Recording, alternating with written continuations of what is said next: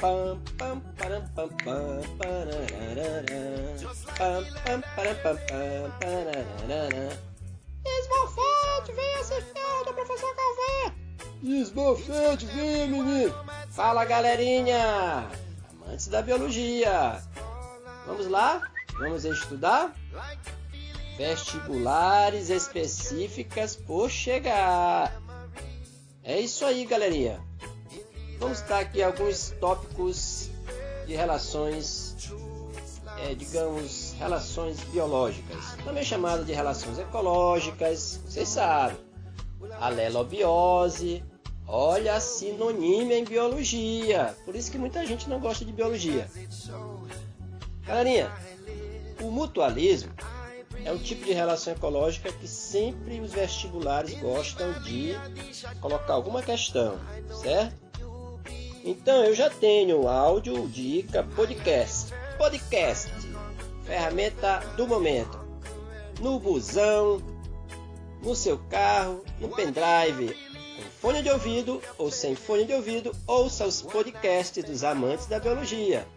Se quiser ouvir acessando para ver as imagens dos conteúdos, excelente ideia. Muito boa ideia do professor Calvé. Mutualismo já tenho outros podcasts. Pode procurar, solicitar que eu tenho. Vai lá no canal, talvez você encontre meus amantes da biologia. E acompanhe e compartilhe, galerinha, nosso Instagram. Mutualismo, como já havia falado, é uma associação, em primeiro lugar. Vocês têm que ter algumas palavras-chave, vamos dizer assim, a essência do que vocês querem assimilar em determinado conteúdo. Bom, o mutualismo já é uma associação que benéfica, harmônica, e ela é obrigatória para ambos os organismos envolvidos. Claro que tem um mutualismo não obrigatório, que é a protocooperação. Neste caso aqui que estou falando, é uma associação benéfica obrigatória para ambos os organismos envolvidos, certo? Os quais mantêm uma relação de dependência, certo? Um não vive sem o outro. Uma relação de dependência entre si, certo, galerinha?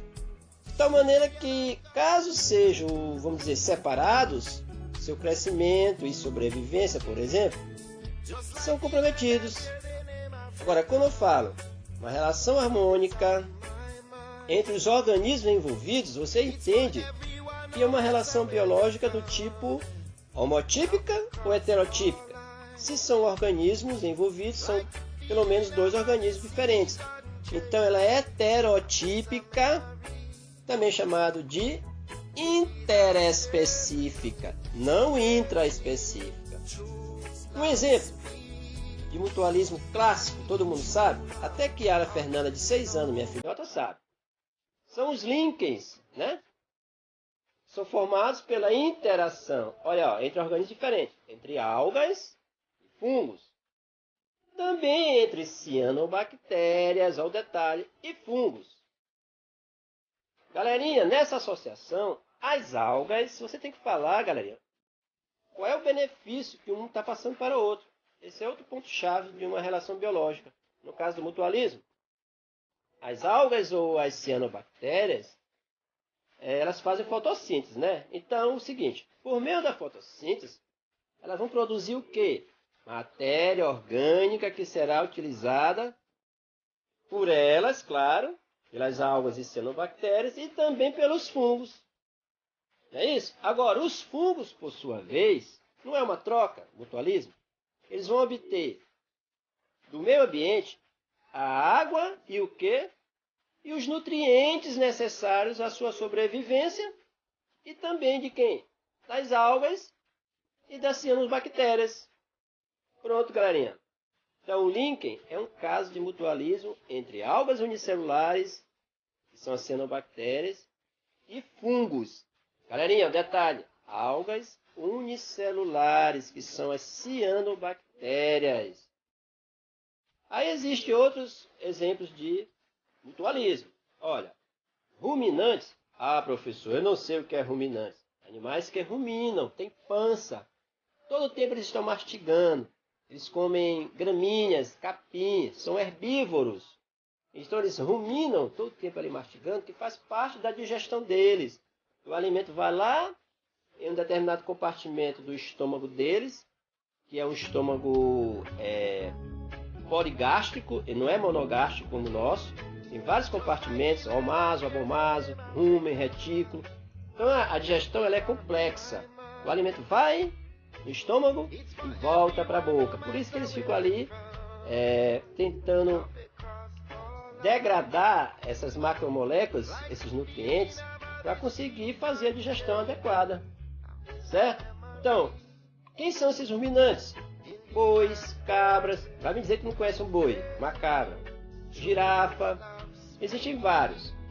Então, ruminantes como estes, eles apresentam mutualismo com certa espécie de bactérias, que é um micro-organismo, galerinha.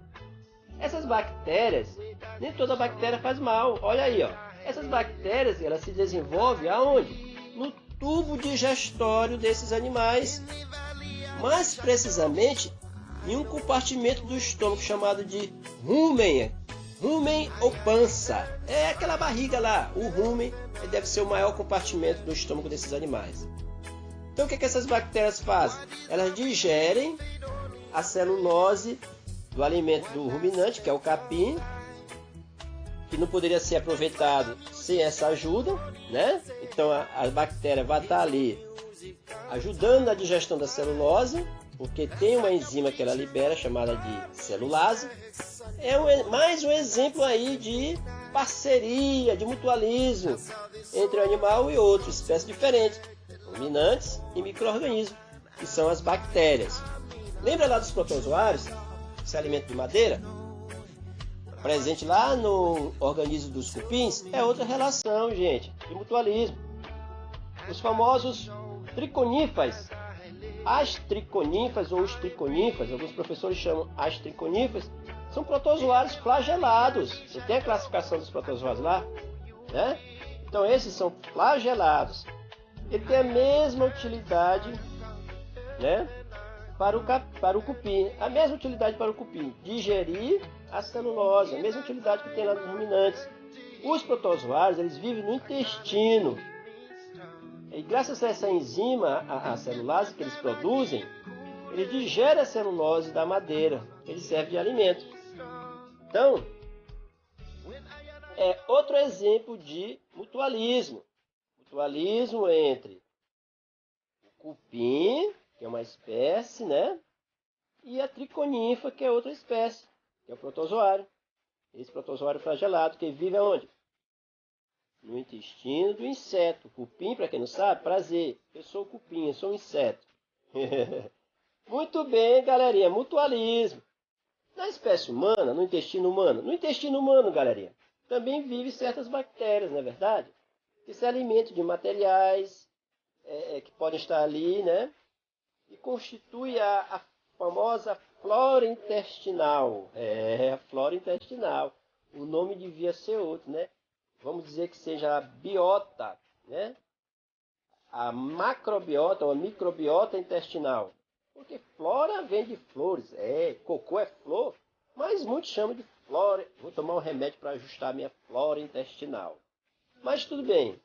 Além de sintetizar vitaminas, né? Essas bactérias lá no intestino humano são importantes. Elas sintetizam vitaminas. Elas impedem o desenvolvimento de outras bactérias que são causadoras de doença. Galerinha, a gente convive com esses micro-organismos de forma equilibrada. Se por alguma perturbação você ficou doente, alguma perturbação ambiental, uma virose ou outra coisa qualquer, uma infecção na verdade, a população ela vai alterar, que estava ali equilibrada dessas bactérias. Aí elas passam a te fazer mal. Então, se elas se mantêm ali em equilíbrio, elas nos ajudam, não prejudicam. São bactérias do bem. Ainda existem outros exemplos de mutualismo, muito conhecido. Aqueles relacionados com a fixação do nitrogênio. Você sabe, né? Os únicos seres vivos capazes de fixar nitrogênio são os micro-organismos. Verdade? O nitrogênio é o gás em maior teor na atmosfera. E para a utilização dele, transformá-lo, né, biotransformá-lo, é necessário a presença dessas bactérias. Como é que isso acontece? Vocês sabem. Associações entre bactérias fixadoras de nitrogênio e quem? Raízes de plantas. Qual o tipo de planta, galerinha, que tem aqueles nódulos nas raízes? As leguminosas. Professor, eu não sei o que é planta leguminosa. Aquelas plantas, galerinha, que formam vagem. Soja, feijão. São exemplos. Linhaça, leucena. Aqui na faculdade, na estadual aqui de São Luís do Maranhão, tem muita leucena que os professores utilizam muito nas aulas de bromatologia. Quem faz zootecnia trabalha muito com forragens e sabe muito de planta. Muito bem. Então essa é uma relação mutualística entre bactérias, né, e plantas, entre bactérias fixadoras de nitrogênio e raízes de plantas leguminosas. Falar em bactérias que fixam o nitrogênio, eu tenho um podcast que eu falo que existe um animal superior lá no Instagram famoso. Ele tem relação com a fixação de nitrogênio. Quem assina isso é uma autora famosa aí de livros de biologia, a Sônia Lopes. Né? Então esses animais, que eu não vou dizer agora aqui para vocês pesquisarem no meu Instagram, esses animais eles têm nas brânquias deles, vamos dizer assim, logo dando uma dica, eles têm internamente as suas brânquias esses micro-organismos que também fixam nitrogênio, certo? E ainda ajuda esses animais na digestão do seu alimento. É um animal superior. É a única relação biológica de um animal com micro-organismos para fixação de nitrogênio. No entanto, a gente só conhecia micro-organismos com plantas, com raízes de planta. Então pesquise lá no Instagram, que animal é esse, a que filo pertence, a que classe. Galerinha, outro exemplo são as micorrizas. Galerinha, a associação entre, o nome já está dizendo, micorrizas, entre fungos e raízes de pinheiros, por exemplo, de tomateiros, de plantas. Os fungos, qual é o papel dos fungos? É importante que se fale. Ele degrada matéria orgânica e fornecem sais minerais às plantas, obtendo em troca o que? Matéria orgânica produzida pelas plantas, né? Durante o que? A fotossíntese. Então tá bem aí, ó, mais exemplos de mutualismo. Mutualismo entre raízes de plantas e bactérias fixadoras e entre plantas e fungos, certo? Muito bem, galerinha. Uma outra dica de relação biológica, saindo aqui um pouco de mutualismo, é o que a gente chama de epifitismo. O epifitismo eu gosto de falar sobre ele. A relação da planta, né, como plantas como orquídeas, né, bromélias, musgos, são plantas que se apoiam em outras, elas são inquilinas. Eu poderia dizer que o epifitismo é uma variedade de inquilinismo, certo? A relação de plantas que digamos assim, ficam sobre outras plantas com a única intenção de morar lá, sem prejudicá-la. Isso é epifitismo. A relação mais importante e conhecida são as orquídeas, as bromélias e musgos, né? Que vivem sobre outras plantas, sobre os troncos de árvores. Isso é epifitismo. Galerinha, o parasitismo. Muito conhecida relação biológica. Relação que se desenvolve entre dois organismos, né? Nesse caso, então, interespecífica, sendo que o parasita ele vai se aproveitar do hospedeiro. Tem que ter a palavra hospedeiro. O parasita se aproveita do hospedeiro. Isso é parasitismo. Certo? Ele pode se aproveitar assim durante muito tempo, mas, ao detalhe, raramente o leva à morte. Ele fica ali sugando. Que nem aquele cara que fica te sugando aí direto, né? Teu dinheiro, te pedindo as coisas. Ele vai te matando aos poucos. E raramente leva à morte. Isso é o detalhe de parasitismo. Galerinha, nessa relação, o parasita ele é beneficiado. Anote, o parasita é beneficiado, causando prejuízo a quem? Ao hospedeiro.